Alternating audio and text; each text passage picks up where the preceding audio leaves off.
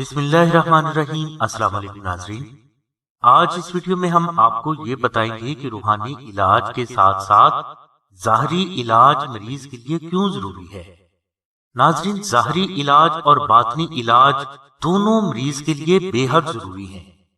ان دونوں کا حکم ہمیں قرآن و حدیث ہی سے ملتا ہے، اور یہ دونوں علاج ایک دوسرے کی ضد نہیں بلکہ بعض بزرگوں نے شفائے امراض کے لیے جسمانی اور روحانی دونوں قسم کے علاج کو لازم و ملزوم قرار دیا ہے، مگر بعض ناسمجھ عاملین آپ کو روحانی علاج کے دوران ڈاکٹری علاج سے سختی سے منع کر دیتے ہیں۔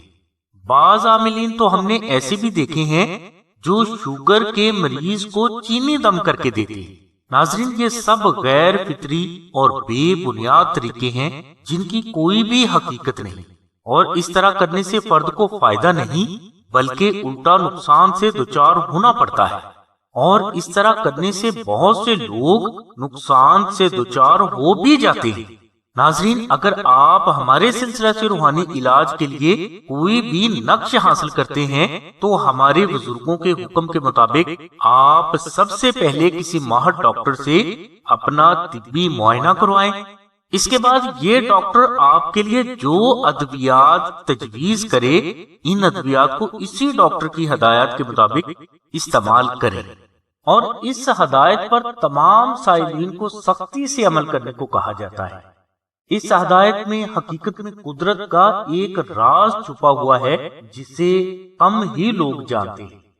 وہ راز یہ ہے کہ روحانیت کسی بھی فرد کے سامنے آ کر اس کی مدد نہیں کرتی، کیونکہ روحانیت بذات خود ایک ایسی طاقت کا نام ہے جو چھپی ہوئی ہے، یعنی روحانیت چھپ کر کسی ایسے ظاہری وسیلے کے ذریعے آپ کی مدد کا باعث بنتی ہے جسے عقل تسلیم کرتی ہو۔ اس لیے جو افراد صحیح روحانی علاج کی طرف توجہ دیتے ہیں اور اس کے اصول و ضوابط کو مد نظر رکھتے ہوئے ادویات کا بھی استعمال کرتے ہیں، تو یہی ادویات بہت جلد ان کے لیے باعث شفا بن جاتی ہے۔ یعنی ادویات کا باعث شفا بننا صحیح روحانی علاج کی برکات سے جلد ہی ممکن ہو جاتا ہے۔ بعض افراد کے ذہن میں یہ سوال پیدا ہو سکتا ہے کہ جب ہم نے ڈاکٹری ادویات ہی استعمال کرنی ہے تو ہمیں روحانی علاج کروانے کی کیا ضرورت ہے؟ تو اس سلسلے میں ایک واقعہ بیان کرتا ہوں کہ 1998 میں ہمارے سلسلہ کے ایک بزرگ کے ساتھ ایک مریضہ نے رابطہ کیا اور کہا کہ جناب، میں 3 سال سے نیند نہ آنے کے مرض کا شکار ہوں۔ یہ مریضہ نیند کے لیے بڑے ہیوی قسم کے ڈرگز استعمال کرتی تھی، پھر بھی یہ بڑی مشکل سے سو پاتی تھی۔ کینیڈا کے بڑے بڑے ڈاکٹروں کی ادویات استعمال کرنے کے باوجود اس مریضہ کو شفا نہیں مل رہی تھی، بلکہ یہ مریضہ ادویات استعمال کر کر کے عاجز آ چکی تھی۔ شاہد بھائی نے اس مریضہ کے لیے دعا فرمائی اور اسے نقش نادلی شریف بھجوایا، اور یہ ہدایت بھی کی کہ کسی اچھے ڈاکٹر سے اپنا ظاہری علاج بھی کروائیں۔ اس مریضہ نے دل میں شکوک و شبہات رکھتے ہوئے ڈاکٹر کی ادویات کو دوبارہ شروع کر دیا، مگر اس بار اس مریضہ کو اللہ تبارک و تعالیٰ کی رحمت سے شفا ملنا شروع ہو گئی۔ یہ مریضہ صرف 1.5 ماہ ادویات کھانے کے بعد شفا یاب ہو گئی۔ الغرض اس مریضہ کے روحانی علاج کی برکت سے اس کے لیے وہ ادویات بھی باعث شفا بن گئی جو اس کے لیے پہلے فائدہ مند نہ تھی۔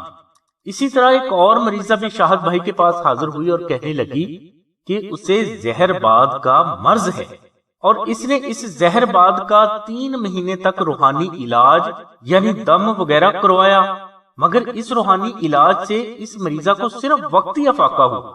شاہد بھائی نے اس مریضہ سے سوال کیا کہ بیٹا، کیا آپ نے اپنا ڈاکٹری علاج کروایا ہے؟ تو اس مریضہ نے کہا کہ میں جس فرض سے دم کروا رہی تھی انہوں نے ڈاکٹری علاج سے سختی سے منع کر دیا تھا، اس لیے میں نے ڈاکٹر سے اپنا چیک اپ نہیں کروایا۔ تو شاہد بھائی نے کہا کہ آپ سب سے پہلے اپنا ڈاکٹری علاج شروع کروائیں، اس کے بعد آپ کو دم کریں گے، انشاءاللہ اللہ تعالیٰ کی ذات رحمت فرمائیں۔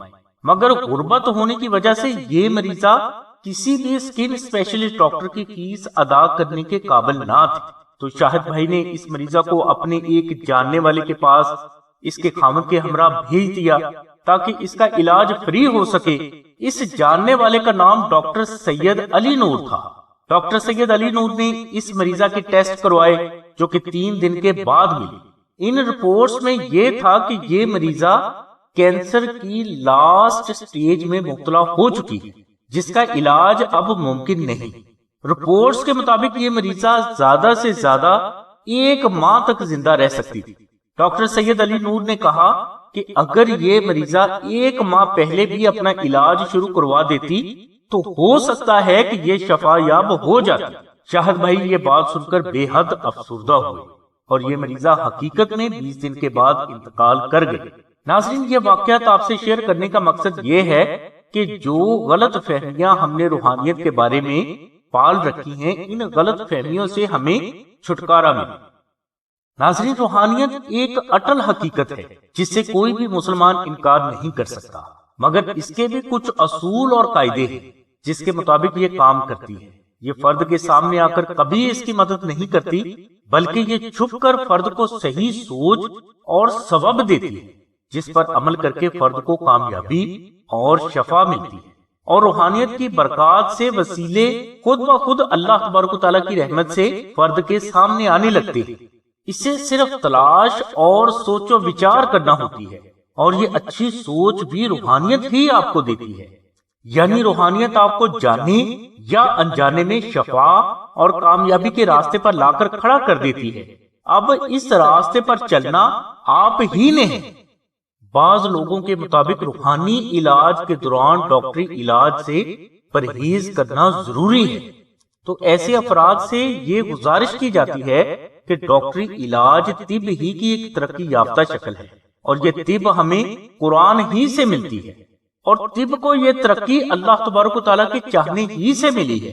یعنی جدید میڈیکل سائنس کوئی الگ سے علم نہیں، بلکہ یہ بھی ہمیں قرآن ہی سے ملتا ہے، لہٰذا اس طریقہ علاج کو غلط کہنا بھی غلط ہے۔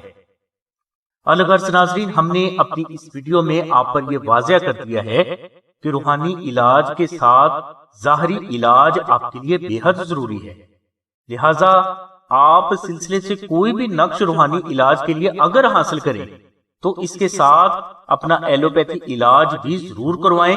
انشاءاللہ ہمارے ارسال کیے گئے قرآنی نقوش کی برکات سے یہی ادویات آپ کے لیے باعث شفا ضرور بنے۔ ناظرین، ہم نے اپنے چینل ناد علی میں آپ کے لیے ہر قسم کے روحانی، جسمانی اور نفسیاتی امراض کا روحانی علاج بیان کیا ہے جو کہ بے حد مجرب ہے، لہٰذا آپ ہمارے چینل کو خود بھی وزٹ کریں اور اپنے دوستوں سے بھی شیئر کریں، کیونکہ اس میں آپ کے لیے ہم نے بے حد روحانی سیکرٹ شیئر کیے ہیں جو آپ کو کہیں اور جگہ سے نہیں ملے گی۔ روحانی علاج کے سلسلے میں اگر آپ کو مزید معلومات درکار ہوں تو آپ 033261893331 پر شاہد بھائی سے رابطہ کریں۔ بہنیں صرف آمنہ بہن کے نمبر 030634418786 پر آمنہ بہن سے رابطہ فرمائیں۔